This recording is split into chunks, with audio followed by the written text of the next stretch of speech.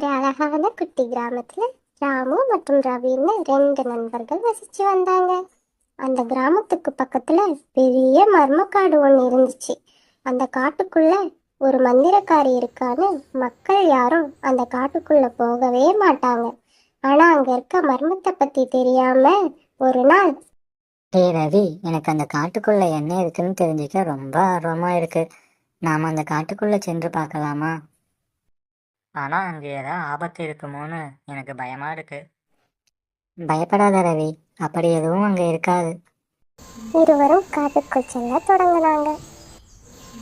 செல்லும் வழியில அழகிய பூக்கள் நிறைந்த மரங்கள் மற்றும் நதியை பார்த்தாங்க. அவர்கள் பேசிக்கொண்டே செல்லும்போது ஒரு குகையை பார்த்தாங்க. அந்த குகைக்குள்ள இருந்து வினோதமான சத்தம் வந்துச்சு. அந்த குகையை விட்டு ஒரு வித்தியாசமான பெண் வெளியே சென்றாள். அந்த